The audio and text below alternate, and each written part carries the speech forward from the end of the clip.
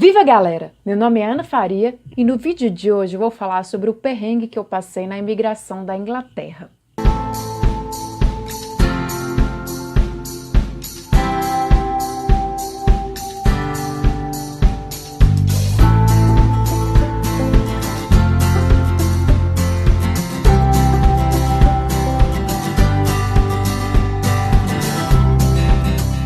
Aqui no canal eu já coloquei alguns vídeos sobre a minha viagem para a Europa, que eu fiz meu mochilão pela Europa.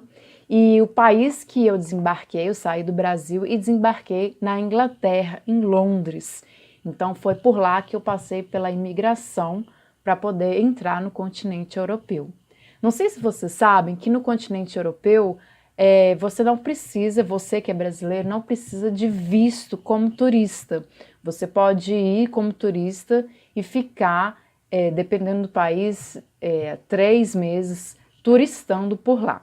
Se você quer ir para trabalhar, para estudar ou por outros motivos, aí sim você vai precisar do visto e aí precisa entrar na embaixada dos países e pesquisar direitinho o processo como é.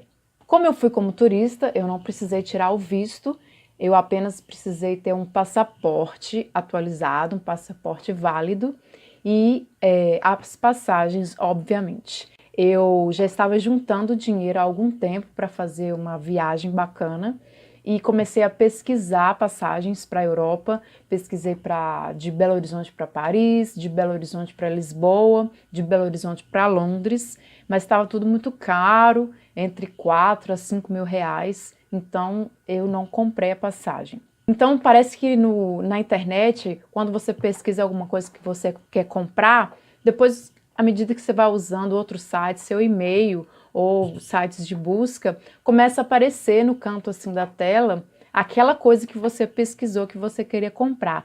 Então foi numa dessas que eu vi uma promoção de passagem para Londres, ida e volta, mais ou menos 3 mil reais, estão muito mais barato do que eu já tinha olhado.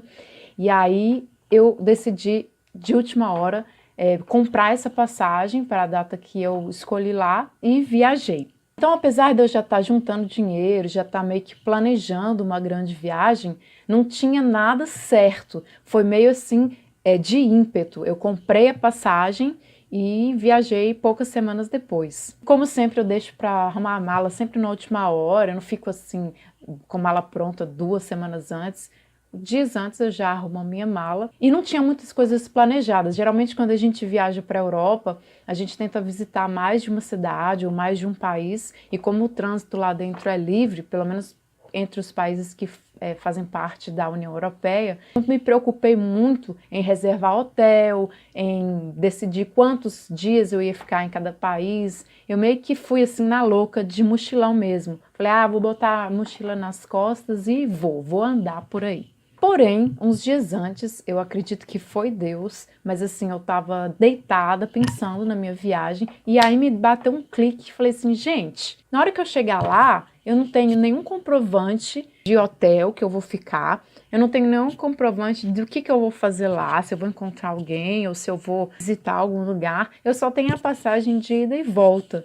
Então, se as pessoas cismarem que eu vou ir lá para morar ou para trabalhar, eu não tenho nada para me resguardar de que eu estou falando a verdade, que eu vou, mas eu vou como turista e vou voltar.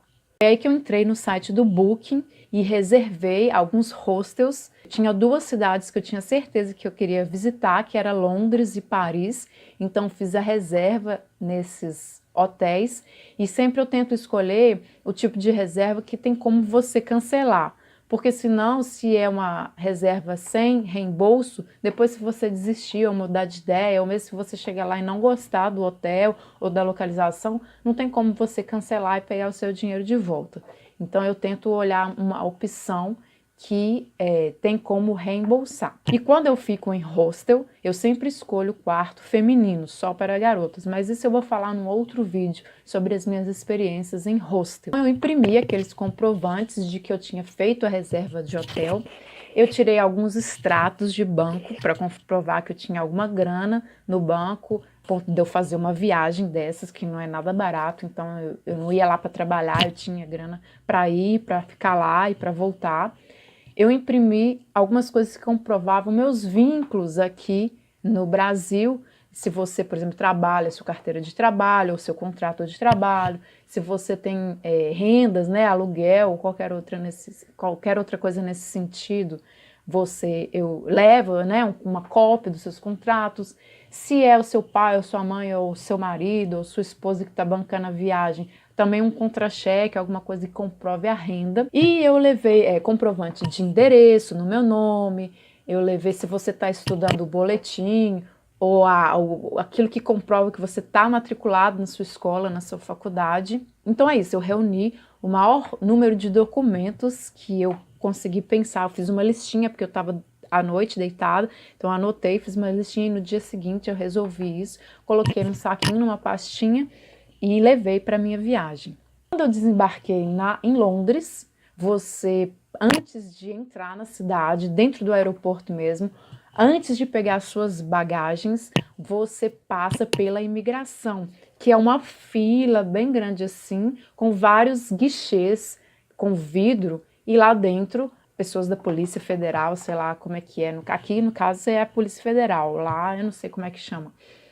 Mas enfim, você passa por essas pessoas, mostra o seu passaporte e passa meio por uma mini entrevista. Quando é família ou grupo de amigos, pessoas que estão juntas, vão todas ao mesmo tempo para esse guichê, não é uma por uma, porque as perguntas são as mesmas para todo mundo. E geralmente quando você está viajando com família, com amigos, claro que deve ter exceção, mas eu tenho a impressão de que é muito mais fácil.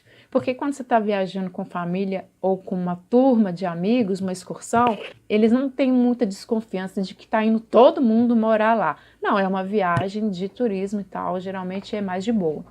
Mas eu estava sozinha com a minha mochila, meu passaporte em branco, nem um carimbo, então tipo assim, como se eu nunca tivesse viajado para fora do Brasil. Porém, eu fui esperta e graças a Deus me deu essa luz. Eu tinha o passaporte anterior com o visto dos Estados Unidos que eu tenho e os carimbos das minhas viagens anteriores. Só que esse passaporte ele venceu e eu precisei tirar um outro passaporte novo. Pela lógica, eu não precisaria usar esse passaporte antigo, porque o visto era para os Estados Unidos, eu estava na Europa, não tinha nada a ver. Se eu estivesse viajando para os Estados Unidos, aí sim, você tem que levar o passaporte onde está o visto válido e mais o seu passaporte atualizado, caso o outro tenha vencido. Mas eu falei, cara, eu vou levar os dois, porque vai que precisa e tal. E precisou, porque ele olhou o passaporte em branco e fez uma careta muito esquisita. Eu não fiquei nervosa, mas eu falei assim, nossa, e agora, né? Vai começar a me perguntar um tanto de coisa. Eu mostrei, não, eu tenho outro passaporte aqui e tal. Então, aí ele viu os outros carimbos e deve ter pensado, ok, essa menina, ela tá acostumada a viajar, não é a primeira viagem dela. Mas ele começou a me fazer um monte de perguntas, o que que eu ia fazer lá, onde que eu ia me hospedar, por quanto tempo eu ia ficar. E eu falo inglês, mas, sei lá, é muito rápido, na hora a gente se enrola um pouco. E aí ele chamou uma moça, uma tradutora, e eu acredito que ela é brasileira, porque ela falou um português perfeito, e aí ela conversava comigo, eu conversava com ela e ela traduzia para ele. Então ele fez para mim uma série de perguntas, eu fiquei lá mais ou menos uns 20 minutos. E gente, eu tive que mostrar tudo, todos aqueles papéis que eu, de última hora, me deu aquela luz para levar.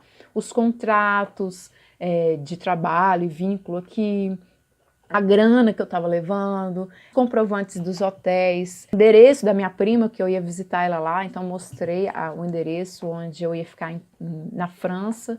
Enfim, tive que mostrar tudo, tudo, tudo. Se eu não tivesse levado isso, gente, eu acho que ele tinha me mandado voltar, não sei. Eu ia ter algum perrengue por lá, porque aí eu não ia ter nenhum documento para comprovar de que eu realmente estava indo para turismo, mas eu iria retornar. Porque só a passagem de volta não quer dizer nada. A gente pode comprar a passagem de volta e deixar ela vencer e ficar por lá. Então, foi um perrengue no sentido de que eu demorei, outras pessoas já passaram por lá rapidão e eu tive que mostrar toda essa documentação e ele ficou me questionando, me perguntando e duvidando de mim.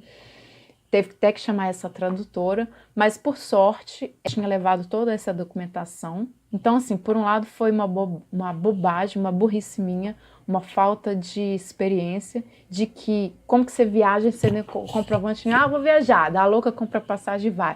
Não, gente, não é assim, né? Todos os países que você quiser visitar, eles têm burocracias, assim como para entrar no Brasil também não entra assim no oba-oba. Cada país tem a sua política. Eu tive a sorte, né, de ter esse insight, reunir a documentação, mas eu já devia ter me prevenido e preparado para isso, porque toda pessoa que viaja muito sabe, tá cansado de saber que tem que levar tudo isso aí. Mas graças a Deus deu tudo certo, ele me deu lá o carimbinho, me permitindo entrar em Londres, e aí eu fiquei lá no meu mochilão, fui para Londres, fui para França, fui para Bélgica e para a Holanda, foram os países que eu visitei. E aí, como a Inglaterra está num processo de se retirar da União Europeia, então ela não é mais União Europeia, não é livre circulação dentro dos outros países. Então, quando eu estava passando da Inglaterra para a França e quando eu retornei da França para a Inglaterra, eu também tive que passar pela imigração, mas aí foi muito mais tranquilo, porque você já está lá dentro mesmo e não tem tanta tensão. Dentro dos outros países, depois que eu já estava na França, é livre circulação, você não precisa mostrar nada para cruzar as fronteiras, seja de avião, de trem ou de carro.